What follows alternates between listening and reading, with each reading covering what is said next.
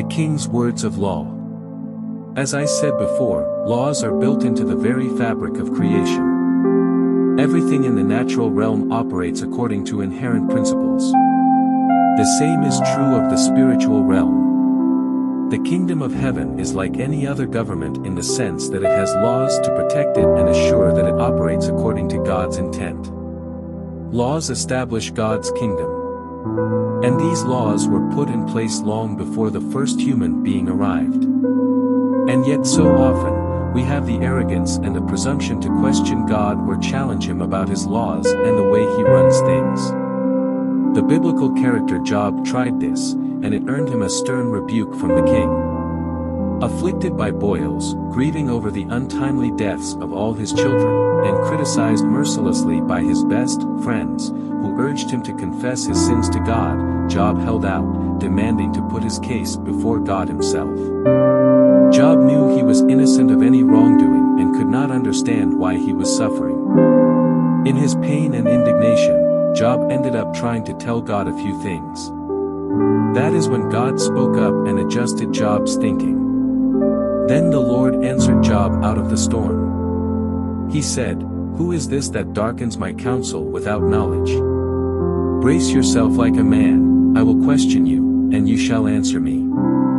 Where were you when I laid the earth's foundation? Tell me, if you understand. Who marked off its dimensions? Surely you know. Do you know the laws of the heavens? Can you set up God's dominion over the earth?" Job 38:1-5a:33. In other words, God was saying, "Job, how dare you ask me about my laws? You weren't even around when I made them. Who are you to challenge me?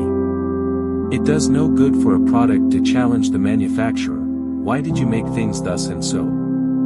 That is the manufacturer's prerogative. When you buy a car with an internal combustion engine, you have to accept the law that it requires gasoline to operate. It was the manufacturer's decision, not yours. No matter how hard you might try or how much you wish it otherwise, that car will not run on any other kind of fuel. That's why it is foolish to challenge God and useless to try to change His laws. God's laws were here long before we were, and they will still be here long after we are gone. Laws are built into creation. And laws always carry consequences for violation. If you try to defy the law of gravity by stepping out of a second-story window, you are in for a painful shock, if you survive the fall. When we violate the law, we receive the due penalty. God doesn't have to judge us, the law carries its own built-in judgment. Remember, the king's word is law in his kingdom. When it is written down, it is called a testament, and when repeated verbally, constitutes a commandment. When Moses went and told the people all the Lord's words and laws, they responded with one voice, "Everything the Lord has said we will do."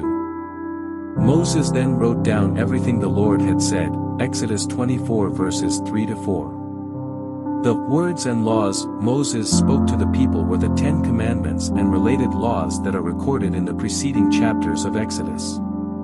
Like all of God's laws, the 10 Commandments are not religious dictates. They are laws established by the King of creation to determine how all the natural realm should function and how human beings should relate to God and to each other.